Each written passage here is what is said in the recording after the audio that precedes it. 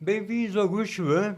Hoje temos a honra de receber Rogério Barrenco, General Manager da Mizuno do Brasil. Obrigado por estar presente, Barrenco. Oi, Harry. Eu que agradeço. Tudo bem, Gabriel? Prazer. É um prazer enorme meu estar aqui. Quase que no nascimento aí do Grit Run, né? Um canal super jovem. Conheço o Harry há muito tempo, né, Harry? Então, obviamente, foi um prazer receber esse convite e estar aqui para bater um papo com você sobre corrida, que é um assunto que é super prazeroso conversar. Você sabe que eu sou seu fã, né? Profissionalmente, sei que tem umas tacadas muito boas, né? Henrique, primeiramente é um prazer falar com você. Obrigado por ter aceitado o convite. E, bom, conta um pouco pra gente, né, sobre o seu histórico na profissão, no mercado de esportes e também se você já fez alguma maratona, alguma coisa do tipo, por favor. Opa, vamos lá, né? Primeiro eu vou começar pelo meu histórico esportivo, né? Eu corro faz bastante tempo, já corro desde 2001. Então, já faz aí 22 anos que eu tô na corrida e faz um bom tempo. E é engraçado que eu falo que eu fui para longas distâncias depois de muito tempo. A minha primeira maratona foi em 2013. Então, durante muito tempo eu corri as corridas, né, de Qual foi? 5K, 10K. Minha primeira maratona foi em Buenos Aires, em 2013. E desde lá fui picado um pouco pelas maratonas. Recentemente fiz duas, fiz uma em dezembro, uma em fevereiro. Fiz minha 7ª maratona. E sou corredor, adoro correr. Correr é uma das coisas que faz muita diferença na minha vida. Faz muito bem para a cabeça. Adoro correr, amo corrida. E estou no mercado esportivo também há muito tempo. Estou no mercado esportivo desde 2002 também, já faz mais de 20 anos. Comecei minha carreira no mercado esportivo na Nike. Fiquei na Nike de 2002 a 2008. Em 2009 fui para Alpargatas, onde a operação da Mizuno estava lá naquela época, né? Tinha outras marcas, de Top, Rainha, Timberland, outras marcas de esporte. E em 2011 vim para a Mizuno. Então, desde 2011... eu estou na Mizuno, então também já é uma longa história aí na marca japonesa. Eu gosto de falar também, aproveitar e falar um pouquinho da Mizuno, né? Marca japonesa, nascida em 1906, mais do que centenária. Super, né? Quando eu falo de japonês, eu gosto de falar, gosta muito de produto, evolução contínua, está sempre pesquisando biomecânica. Então é uma marca que, enfim, está aqui já está no coração há muito tempo. E recentemente, né, a operação da Mizuno foi para a Vulcabras, então faz 3 anos aí que a gente está na Vulcabras. Eu continuo na Mizuno, já fiz bastante coisa na Mizuno, já cuidei de vendas, já cuidei de produto, já cuidei de marketing. Então hoje eu estou na posição aí de General Manager da Mizuno na Vulcabras. Vamos falar um pouquinho do que eu conheço, que eu acabei de falar, que você teve umas sacadas muito boas. Por exemplo, uma sacada que eu achei maravilhosa que você comandou, você estava ali na equipe, ali entre os boards, foi a Mizuno Uphill Marathon. Mizuno Uphill. Que na primeira etapa nós tivemos só 50 pessoas convidadas. Eles convidaram 50 pessoas. Fizeram um grupo seleto ali de pessoas. Era uma prova surpresa, a gente não sabia para onde ia, qual seria o percurso, onde seria. Aí que divulgaram, entramos no avião, fretaram um avião só para nós. Na verdade foi quase fretado, a gente quase derrubou o avião. Porque fizemos um rolo lá dentro do avião, no ATR. E chegamos em Criciúma e tal. E foi em 2003, isso está fazendo 10 anos. E, então, essa coisa de convidar as primeiras 50 pessoas, na segunda houve uma indignação, entre aspas. Eu acho, então, essa sacada, foi essa sacada. Foi o gatilho que gerou, as pessoas falando, mas como? Só para essas pessoas? Eu quero correr isso, eu quero correr. Barrenco, como que foi essa sacada de convidar só 50 e criar o desejo da corrida? Foi uma coisa espantosa. Você abriu inscrição, você tinha fila depois, né? É verdade. Não, Como foi a criação da corrida? A Uphill realmente é um case de sucesso, né? Eu lembro naquela época a gente já vinha fazendo corridas de rua, né? Acho que o Harry vai lembrar, a gente tinha a 10 Miles, né? Marathon. a Half Marathon, fizemos tem mais, depois fizemos a Half Marathon. E naquele momento, eu sempre falo que as marcas ajudaram muito a elevar o nível das provas de corrida de rua no Brasil, né? Então, falo da Mizuno, mas eu sei também que os concorrentes começaram a organizar provas com um nível muito alto. E aí teve uma hora que eu falo assim, todas as outras marcas de outros mercados, não só do mercado esportivo, começaram a falar, não, vamos fazer a corrida também de rua aqui. E a gente falou, pô, como marca esportiva, a gente precisa fazer um negócio que é mais top do que, obviamente, as outras marcas estão fazendo, né? E aí surgiu a ideia da gente realmente fazer um briefing, de fazer uma prova muito diferente. E fizemos um briefing, fizemos uma concorrência. E quem ganhou essa concorrência foi a X3M, né? E nasceu a Mizuno Uphill Marathon. E aí, como você falou, né? A gente praticamente fretou um avião, levamos 50 influenciadores, jornalistas, corredores, lá para a Serra do Rio do Rastro, que eu também não conhecia, né? Eu sempre falo, o Brasil é lindo, tem lugares que a gente não conhece. A Serra do Rio do Rastro fica em Santa Catarina, maravilhosa, mas é uma pirambeira enorme, né? É uma das estradas mais bonitas do mundo, né? Ela tem 256 curvas. Então, na verdade, a primeira parte é mais difícil do que a serra, eu acho. Bom, foi pensado isso em criar desejo ou foi um teste? A gente queria, acho que já naquele modelo, né? Você está falando de 10 anos atrás, mas acho que a gente queria justamente naquele modelo. Por isso que a gente também trouxe influenciadores, trouxemos jornalistas que poderiam participar da prova e contar essa experiência e inspirar as pessoas, né? Eu acho que muito do que a Mizuno faz quando ela leva, né? A gente acabou de levar, por exemplo, influenciadores para a Noruega e eles contam essa experiência. Isso inspira as pessoas a correrem, né? As pessoas ficam com vontade de correr. E esse é um papel muito importante da Mizuno, que é inspirar mais pessoas a correrem, porque a gente acredita nesse poder transformador do esporte da corrida. Quanto mais pessoas correrem, né, melhor o mundo vai ficar. E a ideia foi essa, né? A gente levou 50 pessoas que poderiam, no final das contas, ter essa experiência maravilhosa de correr na Serra do Rio do Rastro, né? Um desafio enorme, e depois contar essa experiência, né? E a gente fez isso muito bem, né? Porque saiu o livro... 50 pessoas completaram, né? 50 pessoas completaram dentro do tempo, foi... Exato.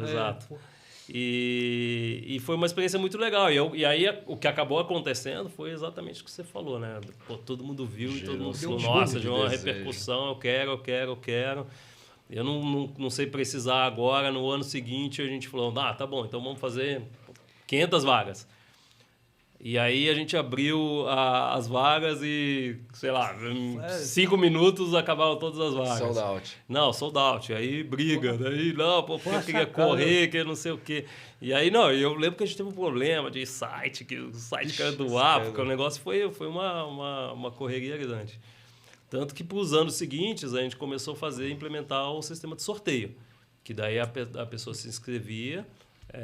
E o número de inscrições era impressionante, né? Porque a gente estava falando de uma maratona, depois vieram outras distâncias, mas era impressionante o número de pessoas que estavam interessadas em fazer esse desafio.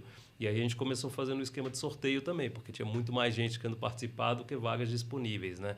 E aí, considerando o local também, e aí, né, considerando que é uma serra, as cidades pequenas, etc., a gente não poderia também aumentar muito o número de vagas, né? Tinha uma limitação realmente. Então a gente acabou, acho que foi uma história de muito sucesso, bem lembrado aí esse case. É um case que a gente realmente se orgulha e foi muito legal.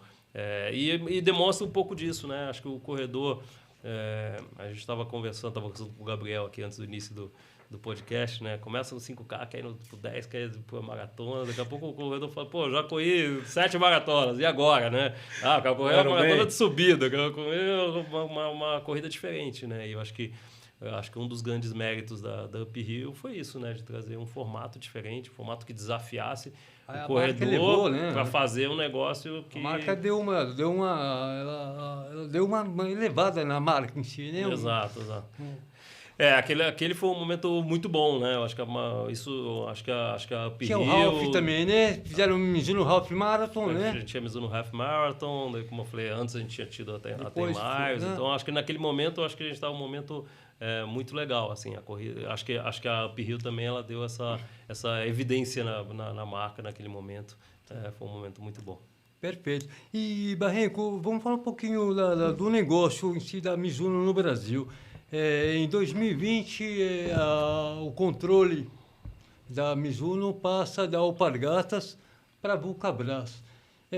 Como que é um processo é muito complicado esse processo de passar de uma empresa para outra, passar a operação. Como funciona isso? Como é esse trabalho por trás? Sim, sim. Eu acho que, assim, obviamente é um grande desafio para os negócios, né? Eu sempre falo que foi, no final das contas, um bom negócio para ambas as partes. Acho que a Alpargatas, naquele momento, queria estar focado na Havaianas. E a Mizuno veio para a Vulcabras na hora certa, porque a Vulcabras, acho que, não sei se todos sabem, a Vulcabras hoje tem no seu portfólio 3 marcas esportivas, além da Mizuno tem Olímpicos e Under Armour. E a Vulcabras, naquele momento, fez, né, vamos dizer assim, um reposicionamento como empresa em falar, vou me focar no esporte, né? Então, tinha inclusive outras marcas, a Zaleia, que ela acabou licenciando, e falou, vou focar só em marcas esportivas. Ao mesmo tempo que a Alpargatas só foi focar na Havaianas. Exatamente. Então, eu acho que no final das contas eu falo que foi um ganha-ganha, né? Porque no final das contas encontrou aí, acho que os dois lados aí encontraram uma boa solução. E a vinda da Mizuno para a Vulcabras foi uma grata surpresa, acho que deu muito certo essa transição. Eu sempre falo que a Vulcabras tem algumas fortalezas muito importantes para a Mizuno, né? Uma delas tem o maior centro de desenvolvimento da América Latina, impressionante o centro de desenvolvimento que a gente tem lá no sul, lá em Parobé. Então tem a capacidade de desenvolver produtos e tecnologias, né, classe mundial, né? Então acho que esse é um grande diferencial que a gente já está usando hoje. O segundo ponto é sobre as fábricas, né? Então hoje a Mizuno basicamente é fabricada na fábrica lá no Ceará, também um pouco lá na Bahia, mas principalmente no Ceará. E a fábrica da Vulcabras é uma fábrica super moderna. Então a Vulcabras é uma empresa que, focada no esporte, sempre se focou muito em modernizar a sua fábrica e trazer sempre as melhores tecnologias para produzir os produtos aqui no Brasil, né? Depois até a gente pode falar um pouquinho sobre essa história de momento de produção no Brasil, dólar, né? A gente pode até abordar um pouco sobre isso. E acho que outras competências, né? Acho que tem a Vulcabras, até por já ter 2 marcas esportivas, por exemplo, o Olímpicos, que tem uma capilaridade, né? Uma presença de marca no Brasil inteiro muito grande, então isso ajuda muito, né? Do ponto de vista de estrutura logística, por exemplo, né? O Brasil é enorme, né? Então você tem que entregar em vários lugares. Então, a distribuição já estava na Vulcabras pronta e, aliás, muito, né, capilarizada, muito, muito interessante isso. E, né, por último, construção de marcas, né? Acho que é uma empresa que acredita muito focada no esporte, acredita muito na construção de marcas, então isso a gente está aproveitando bastante. Legal. Barrenco, eu queria saber o seguinte, os produtos da Mizuno, da Vulcabras, todos são feitos aqui no Brasil? Existe algum produto que vocês importam, tipo a placa de carbono, alguma coisa assim? Então vamos lá. Hoje quando a gente vou falar principalmente de tênis, né? Porque obviamente a gente também tem roupa, né? Mas roupas, vestuário e acessórios. Mas quando a gente está falando dos tênis, hoje a nossa linha é composta por né, tem tanto os tênis importados quanto tênis fabricados no Brasil. Normalmente nas marcas esportivas, né, é muito comum o sourcing ser na Ásia, né? A Ásia hoje ainda é um grande centro de produção de tênis esportivo para o mundo inteiro, né? Para a Europa, Estados Unidos, provavelmente para a América do Sul. Então, os tênis, vamos dizer assim, os tênis de maior tecnologia, ou os tênis que estão presentes globalmente, que estão presentes em outros mercados, né? Porque parte do portfólio que a gente vende aqui também é vendido nos Estados Unidos, é vendido na Europa, é vendido no Japão. Esses tênis são produzidos na Ásia e a gente faz uma importação desse tênis. Obviamente, e aí, né, falando um pouquinho até dessa importância, obviamente, de ter essa questão fabril, essa produção que eu falei da Vulcabras, a fábrica moderna, é importante, porque o câmbio, né, obviamente, o câmbio no Brasil, vou dizer, o custo do Brasil e o câmbio são muito altos, né? Então, acho que é um grande desafio para a gente importar. Acho que com esse último aumento do câmbio, aí, vamos dizer assim, nos últimos anos, O Gabriel é formado em comércio exterior. Então, assim, você entende, né? Os custos aumentaram bastante e, de alguma forma, ficaram muito caros. Os produtos ficaram caros para o consumidor, né? Então, a gente acaba, no final das contas, fazendo uma composição do portfólio, que são os produtos com maior tecnologia. A gente traz eles importados e a gente produz aqui no Brasil também uma grande quantidade de, né, não posso dizer aqui exatamente o percentual, mas posso dizer que hoje a maior parte da nossa venda é hoje de produtos fabricados no Brasil. Que eu acho que também é muito legal, porque a gente também está estimulando a economia do Brasil, está gerando emprego, fomentando. A gente produz lá no Ceará com 100% de energia eólica. E é importante também falar que tem um dos grandes desafios da transição aqui, um pouco, né, voltando até a pergunta do Harry, a Mizuno é muito exigente quando a gente está falando principalmente de qualidade, né? Então, o produto da Mizuno sempre foi reconhecido principalmente por durabilidade, né, pela qualidade do produto, né? Quando a gente fala de produto japonês, a gente pensa, obviamente, automaticamente sempre em qualidade, né? E na Mizuno não é diferente. Então, acho que esse foi um dos grandes desafios para a gente, de fazer essa transição e trazer essa produção, obviamente, dos produtos Mizuno para as nossas fábricas. Mas, de novo, né, as fábricas da Vulcabras estão totalmente aptas a fazer isso. E eu sempre falo que tem uma beleza aí um pouco nessa história, assim, essa história de Brasil, Japão, né? Quem conhece o Japão, assim, às vezes eu falo, pô, eu vou pro Japão e falo, caramba, o Japão parece o oposto do Brasil, assim, né? As pessoas, é muito diferente, né? Assim, um contraste. A gente é um contraste, porque a gente é super, né, jogo de cintura, eles são muito mais certinhos.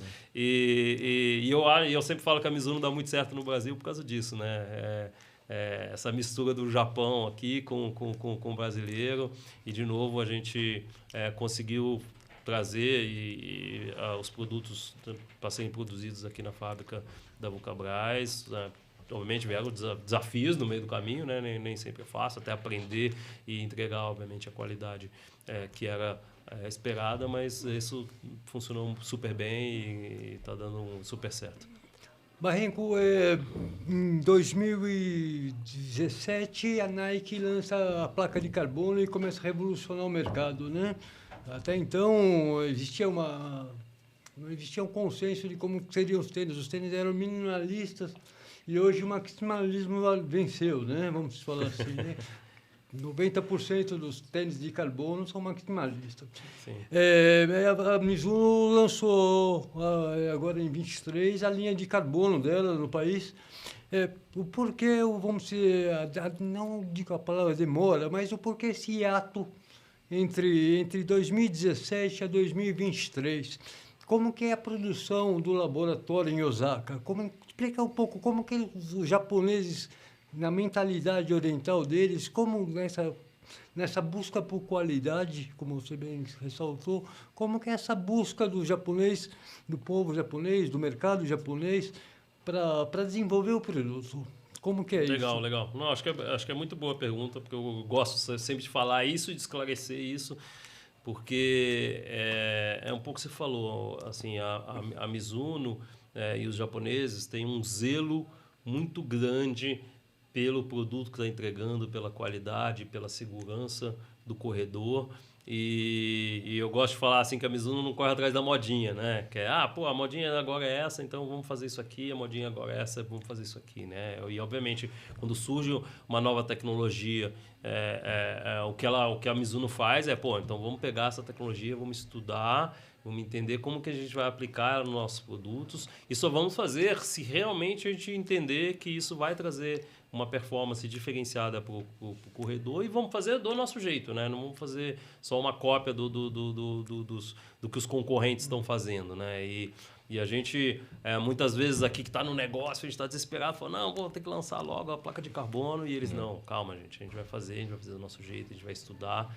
Quando a gente estiver pronto, a gente vai fazer isso e a gente vai fazer do jeito certo Eu acho que essa é muito a mentalidade que às vezes nos deixam, né? A gente às vezes tem situações, por exemplo, a gente está na reunião de produto, a gente fala, não, pô, coloca isso aqui para o produto ficar mais, né? A gente às vezes entra numa discussão, coloca esse detalhe aqui para o produto ficar mais chamativo, mais atrativo, que comercialmente talvez ele seja melhor. E aí o japonês fala, não, eu só vou colocar o que vai melhorar a performance do produto, eu não vou colocar nada que seja acessório, né? Então, essa é muito a mentalidade do japonês, né? Então, e é a mentalidade da Mizuno quando está desenvolvendo produtos. E falando um pouco sobre Super Shoes, né? Aí eu vou misturar, acho que primeiro eu vou falar um pouquinho do Energy, né? Um pouco que você falou do maximalista, eu acho que a gente passou realmente por uma revolução antes da placa de carbono, que eu acho que é a revolução dos EVAs, né?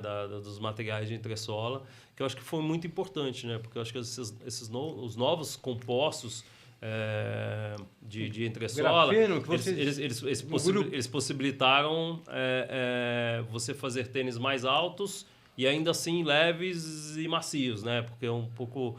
Né, você está lembrando, sempre o tênis do canela fina ele era bem baixinho, porque o EVA era pesado, então eu falava, não, vou colocar um menos EVA possível. Então essa é um pouco dessa lógica. E falava, não, mas o canela fina já tem a musculatura forte, então ele não precisa de tanto amortecimento, então essa era a lógica. Acho que quando surgiram os novos EVAs possibilitaram isso, né? Você fazer tênis mais altos, com amortecimento, e aí sim, com muito retorno de energia, com leveza e maciez, né? E aí, para a Mizuno, uma grande mudança foi o lançamento do Energy, né? Da tecnologia Energy. Então, a tecnologia Energy é hoje a nossa tecnologia principal de EVA, vamos dizer assim, que ela está presente, né, normalmente nos principais produtos do topo de performance da Mizuno. E o lançamento do Energy foi bastante importante para a Mizuno, para ela estar, obviamente, nessa briga de produtos. E aí, obviamente, quando eu estou falando do Energy, o Energy está presente não só nos tênis de placa de carbono, né? Então, está presente também em outros nossos produtos da linha, como o Sky, que é um tênis de máximo amortecimento, como o Rider, que é um tênis mais versátil. Então, essa tecnologia ela é muito importante. E aí, falando um pouco de Super Shoes, eu acho que o que realmente quando a gente fala de Super Shoes, a gente fala muito dessa combinação, né? De um EVA, né, super crítico, um EVA que tem uma responsividade muito alta e muito leve, com uma placa de carbono, né? E quando a Mizuno falou, pô, vamos estudar isso aqui, vamos estudar do nosso jeito. E aí, quando a Mizuno pensou, falou, não, eu vou desenvolver isso para corredores que querem velocidade, pensando muito que os corredores que estariam usando esses tênis queriam bater seus recordes pessoais, realmente são os corredores que querem chegar na frente. E a Mizuno tem uma história muito longa em velocidade, e aí eu vou falar aqui principalmente de track and field, porque a Mizuno sempre fez, né, lá atrás, o Cole Lewis, por exemplo, bateu o recorde mundial usando uma sapatilha da Mizuno. Então a Mizuno sempre teve essa experiência do track and field. Então a Mizuno pegou os principais especialistas aí da Mizuno em velocidade, colocou nesse projeto, né? Posso dizer que foi o maior projeto da última década da Mizuno em corrida, para trazer o Rebellion Pro, né? que é o nosso tênis com placa de carbono, que foi lançado agora em 2023. Quantas gramas isso são? Ele tem 215 gramas, né? No tamanho... Uma pena. Exato. E aí o que possibilitou o Rebellion Pro, então, né, como eu falei, ele tem um EVA, ele tem o Energy Light Plus, ele tem uma combinação de dois EVAs, né, o Energy Light e o Energy Light Plus. Ele tem a placa de carbono, mas a Mizuno não podia fazer igual a todos os outros, né? Então ela pegou essa experiência que ela tem no track and field e trouxe uma tecnologia nova que é o Smooth Speed Assist. E o Smooth Speed Assist, né, que é esse nome... eu travo um pouco a língua aí para falar, é justamente a geometria, né? Ele tem uma geometria bastante diferente, como a gente pode ver aqui no tênis, que é uma geometria que todo mundo que calça e quando todo mundo olha, fala, pô, não tem o calcanhar aqui. Realmente é uma geometria que faz com que o corredor, vamos dizer assim, force uma corrida com o meio do pé, que é uma corrida mais natural, que é uma corrida mais eficiente, né? Então a Mizuno trouxe essa tecnologia para esse super shoe.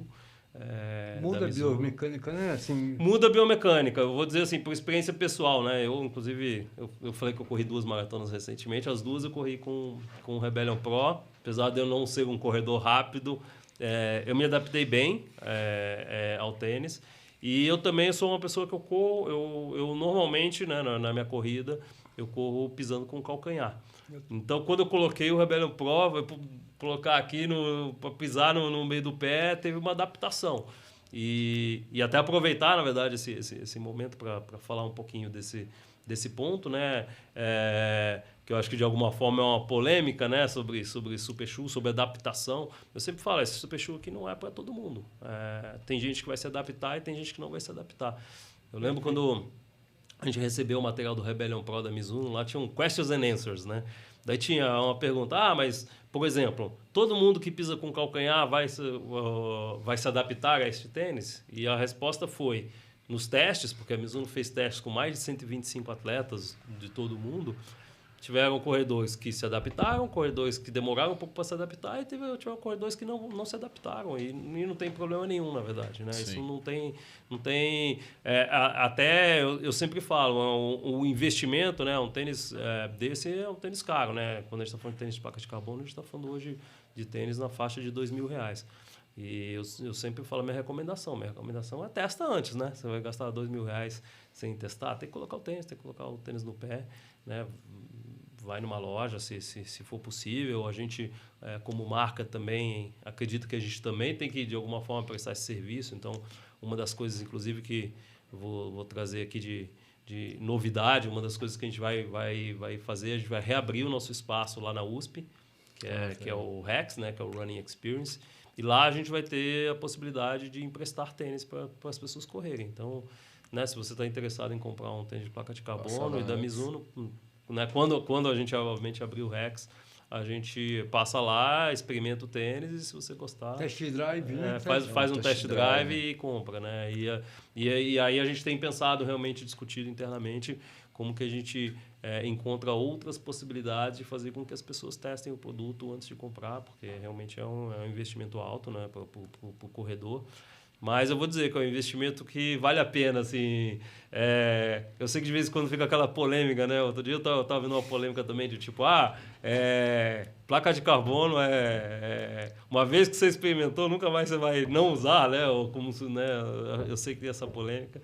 Mas é engraçado, assim, dá uma mexida na sua cabeça mesmo. Eu corri 2 maratonas agora com o Rebellion Pro. Eu fico pensando, agora é o meu padrão. Né? Acho que todas as maratonas que eu for correr, ou toda vez que eu estiver buscando principalmente um tempo, eu vou escolher um tênis de placa de carbono para correr. Né? Então, acho que é um dos desafios. Mas, voltando, né? Acho que a Mizuno, vamos dizer assim, né, Harry, demorou para trazer um tênis, mas trouxe já um tênis em alta performance. Isso eu também tenho ouvido de consumidores, corredores também, que experimentaram de outras marcas, falando, pô, as outras marcas também tentaram, a primeira versão não acertou muito, veio na segunda versão, e a Mizuno não, a Mizuno acertou já de cara, né? Então, a gente está bem feliz aí.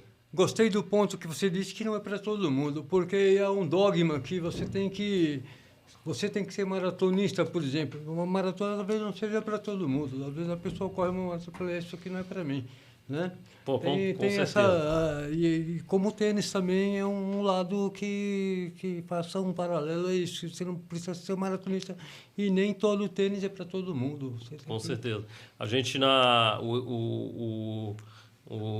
falando um pouquinho da Mizuno, né, o nosso slogan de marca é Reach Beyond, né, que é ir além, né, que tem muito a ver com o que a gente estava conversando aqui, que eu estava conversando com o Gabriel, né? Você está correndo 5 km, agora você quer correr o 10, depois do 10 você quer correr 21. Então, o tempo inteiro você está se desafiando no esporte, na vida, e é muito legal. O nosso nosso slogan da categoria é For Every Run, na verdade, né? Que é para todas as corridas, né? No final das contas. E é um pouco o que você falou, a corrida...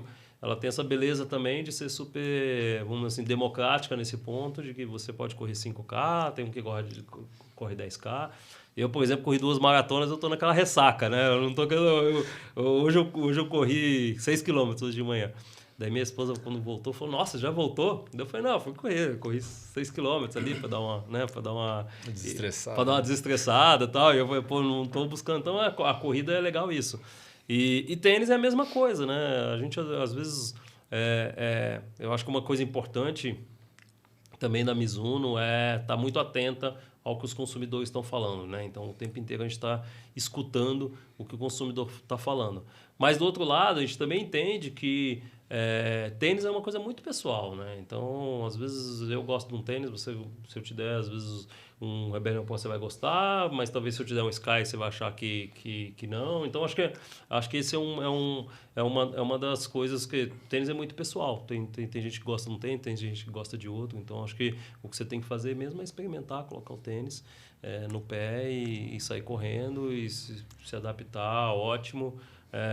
Eu acho que é importante também falar sobre pesquisar, na verdade, sobre tênis, né? Muitas vezes, às vezes para as marcas também, uma das dificuldades que a gente tem muitas vezes é das pessoas entenderem e nós explicarmos melhor e as pessoas entenderem melhor a nossa linha de produtos, né? Porque a gente tem produtos, às vezes fala assim, mas esse tênis é pesado, ou esse tênis é mais duro, mas eu falo, pô, mas qual tênis, né, da marca? Porque não só a Mizuno, mas né, os concorrentes da Mizuno também tem uma gama grande de produtos. Então, a gente tem, por exemplo, um Wave Sky, que é um tênis de máximo amortecimento, um tênis mais pesado para um corredor de peso médio ou um pouco mais pesado, um tênis para você sentir uma sensação, né, de maciez.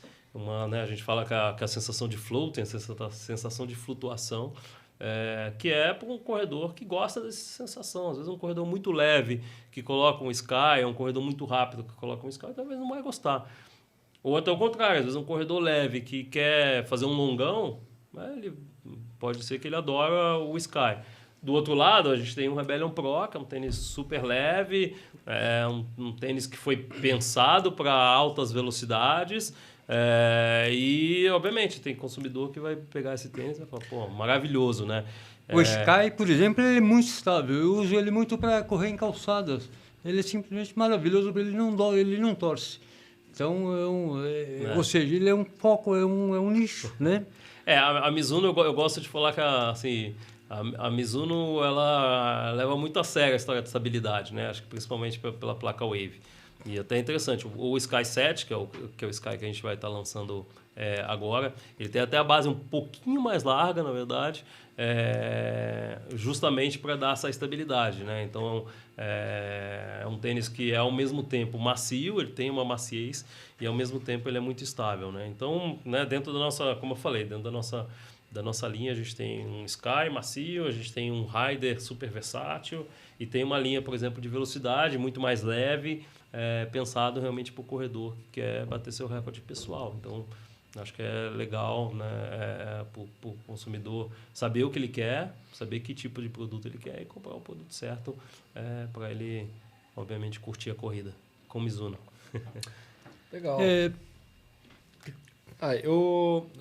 Você tinha comentado muito, né, dos tipos de tênis, os segmentos que a Mizuno tem. Eu acompanho alguns influenciadores nas redes sociais, o Bresson Brandon, o Ian Rodrigues, e eles divulgam muito bem, eles fazem uns vídeos muito legais, né, sobre o tipo do material do tênis, a pisada, como usar, né, passa uma informação muito bacana para quem ainda, digamos que é leigo, né, no assunto. E acho que a Mizuno vem crescendo muito assim nas redes sociais. Eu, de fora, assim, estou acompanhando e vejo que vocês estão fazendo um papel muito bacana, né? E eu tenho uma curiosidade também. Um ranking assim, pessoal da Mizuno, né? Onde o Brasil ele se encaixa na importância no segmento do running? Acho que ficou ruim, né? No segmento running, o segmento running, ele no mundo, o segmento do Brasil, qual a importância do Brasil dentro da Mizuno global? Como que ela vê essa parte do tênis, dos tênis running, tá? Como que a Mizuno Brasil se insere dentro do contexto global da marca? Legal. Deixa eu falar um pouquinho... Primeiro eu vou falar um pouquinho... Talvez eu vou fugir aqui um pouquinho da corrida, né? Mas acho que é legal também para as pessoas entenderem que a Mizuno é uma marca multicategoria, né?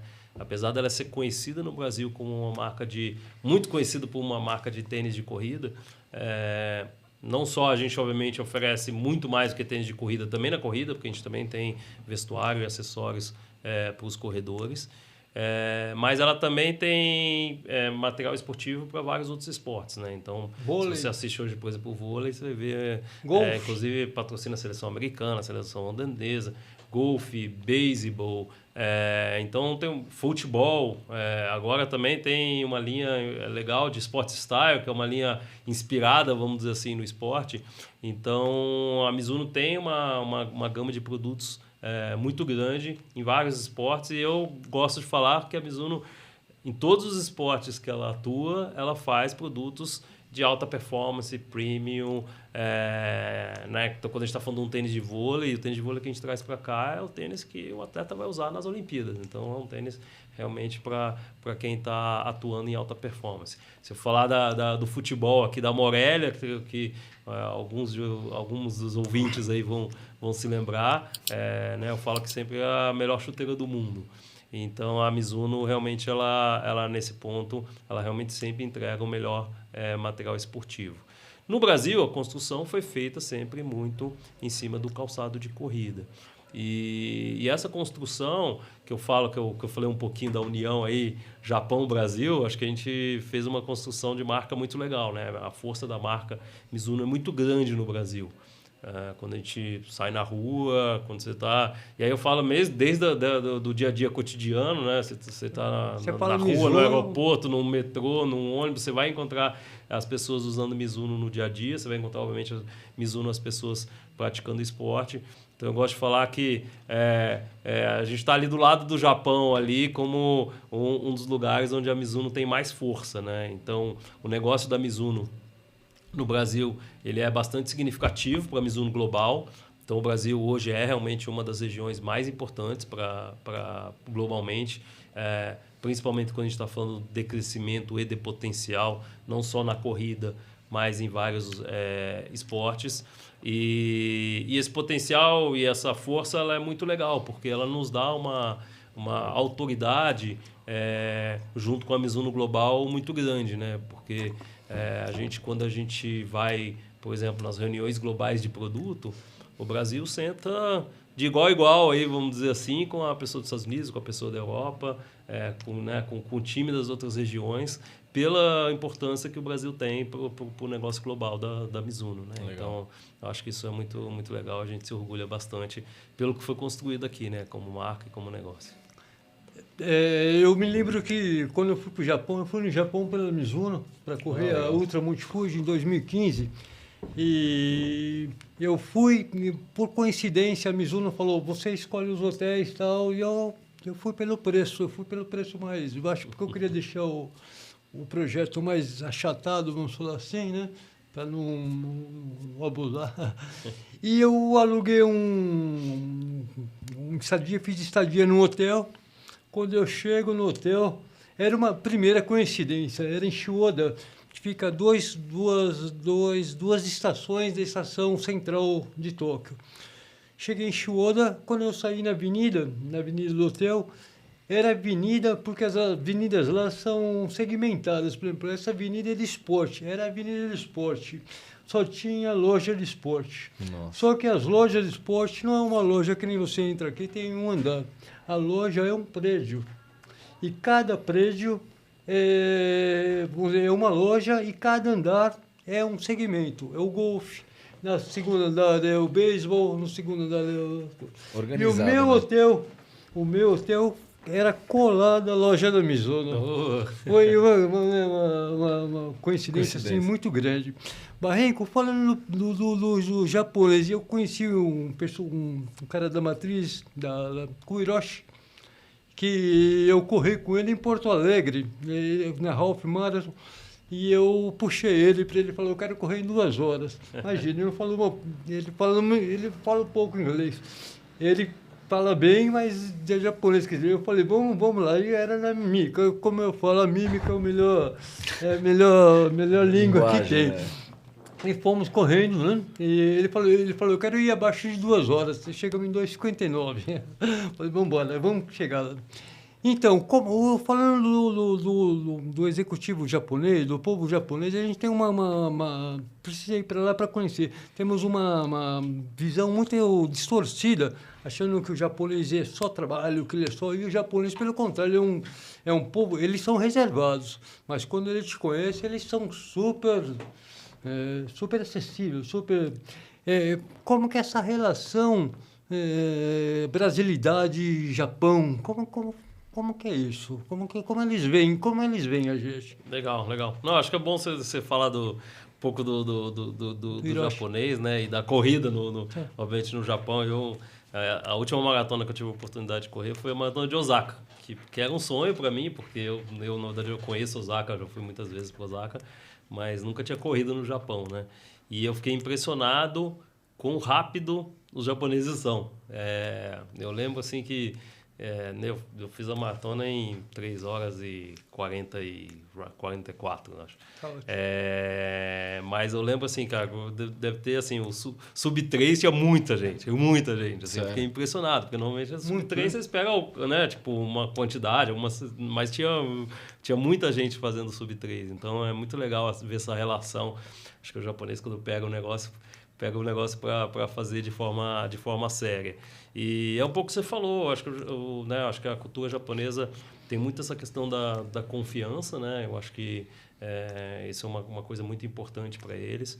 E uma vez que eles ganham confiança, essa relação ela é muito positiva, né? É um pouco do que eu falei, assim, eu acho que a nossa relação Brasil-Japão tem um pouco desses dois lados, né? Obviamente, eles também trazem essa questão da disciplina. Às vezes, pra gente é um desafio, né? Porque no final das contas, começa a reunião. Se põe no pé. Coloca a pauta, tem essa questão e nós não somos os mais disciplinados nesse ponto. Do outro lado, a gente traz uma criatividade, né? Que eu acho que é uma das coisas que o brasileiro traz, que estimula muito eles, né? Eu acho que eles têm uma visão assim do brasileiro também muito positiva. Eu acho que assim como nós temos uma visão muito positiva do japonês, não só de organizado, mas de tecnológico, né, de um povo muito educado, que é impressionante, né, quando você vai para o Japão. Civilizado, né? Muito civilizado, muito educado, é muito legal. Vou contar desculpa, eu vou contar eu estava vindo para o aeroporto, vou embarcando para o Brasil, acho que era Haneda, e é uma confusão, porque você entra numa estação de metrô, ela tem 8 andares. Eu chegava 1 hora antes do metrô sair, ou do trem sair, para não errar. Porque se você sobe por uma escada rolante e fala, vou descer por essa mesma escada rolante, você desce para outro lugar totalmente diferente. É uma loucura. E eu estava eu falei, eu preciso chegar no horário, né? E eu estava no vagão do trem, e eu tinha que fazer uma baldeação e tal, e eu não sabia, eu cheguei e mostrei para uma pessoa no metrô. E eu falei que eu era brasileiro. A expressão dele mudou totalmente. O cara, ele era de um fã-clube, ele era presidente de um fã-clube da Honda, do NSX, que era o carro do Senna. Ou seja, ele se associou logo. Eu falei, Senna. Ele falou, Senna. E ele saiu, parou do que ele estava fazendo. O metrô saiu. Ele falou, espera que eu resolvo. Parou na estação, ele saiu junto comigo, me levou até a porta da outra baldeação. Quer dizer, ele foi super amável. Quer dizer, é uma relação que isso. Eu vou ter fascinado pelo povo. Eles são muito prestativos, são muito educados, né? Você acha que temos aquele costume que tem uma frieza? Não existe isso. Pelo contrário, a hora que... E no Japão, então, na Fuji, eu fiquei no hotel e o senhor, dono do hotel, ele foi para a festa da Ultra Monte Fuji. Foram cortar um peixe enorme, acho que é um atum de 1 metro. E ele era o cara que... Vários senhores numa mesa, ninguém sentava. Ele pegou e falou assim, você, vem aqui. Ele tinha minha... porque eu dei um presentinho para ele. Quando eu cheguei no hotel, eu dei um presente para ele. E ele pegou, quando estávamos indo para a festa, ele pediu para a mulher dele sentar no banco de trás e falou que era para eu sentar do lado esquerdo dele, né? Porque a direção inversa, invertida daqui, quando na Inglaterra. Bom, e fomos, e o cara, que ele falava assim, ele me falou, não, senta aqui conosco, filho. Eu fiquei no meio tem um nome específico das pessoas mais, não me lembro agora, qual é o nome das pessoas mais antigas. Então, eles têm um respeito pelos mais velhos. Então, ele falou, você aqui. E aí estava o Gary Robbins, que era um dos grandes ultramaratonistas do mundo. Eu falei, Gary Robbins, vem aqui comigo. Quer dizer, eu chamando o Gary, eu estava dominando a cena. Não? E o japonês falava assim... Eu adorei. Eu quero voltar para lá. Eu ainda volto para o Japão. O Japão é um lugar para se voltar, ir uma vez, e duas, e três. É maravilhoso. Mas eu tive lá recentemente, né, até na Maratona de Osaka, e eu fui visitar as lojas que você falou, né, lojas de esporte. Aí eu lembro quando eu entrei no andar de futebol, vou dizer, metade do andar é verde e amarelo, assim, né? Eles têm também essa história eu acho que um pouco você falou, né, do Senna, que também usou Mizuno numa parte da carreira dele. E eles têm muito essa história do futebol, né? Então, de novo, eles têm uma imagem muito positiva do Brasil. E legal que você ficou lá perto da loja da Mizuno, porque a gente fica realmente impressionado e mostra muito claramente o que você falou, essa questão da multicategoria da Mizuno, né? Porque o prédio, acho que tem 8 andares, né? E é legal que você consegue fazer várias experiências, né? Eu lembro que no 8º andar, por exemplo, você tinha os tacos de golfe, você podia brincar lá com os tacos de golfe para fazer. Exato, E aí você tem um andar só de beisebol, daí você tem um andar só de corrida. É a Disneylândia para quem gosta de esporte, para quem gosta de corrida. É muito legal. Bom, eu acho que, Barrenco, nós agradecemos a sua presença. Foi uma conversa super agradável, rica em detalhes, para a gente conhecer um pouco mais a Mizuno, conhecer o processo de como está a Mizuno no Brasil, como que é a filosofia da Mizuno. Então, a gente agradece a sua presença no episódio do Gush Run e desejamos muito sucesso a você. Barrenco, muito obrigado pelo seu tempo. Foi um prazer saber um pouco mais da sua história da Mizuno. E por um momento eu consegui sentir o Japão aqui dentro de mim. Vai fazer uma Major, né? Eu vou fazer. Um dos meus sonhos é correr a Six Majors e correr Osaka, né? Legal. Não, que bom que você sentiu esse gostinho aí do Japão, que eu acho que é um dos objetivos. Eu queria agradecer mais uma vez vocês pelo convite. Foi um prazer aqui de novo, um bate-papo, falar de corrida, falar da Mizuno, é um grande prazer. E eu desejo grande sucesso para vocês, né? O Great Run é um bebê, né? Tá engatinhando, mas desejo muito sucesso para vocês. Ok, obrigado. Um brinde para nós. Um brinde. Valeu. Valeu.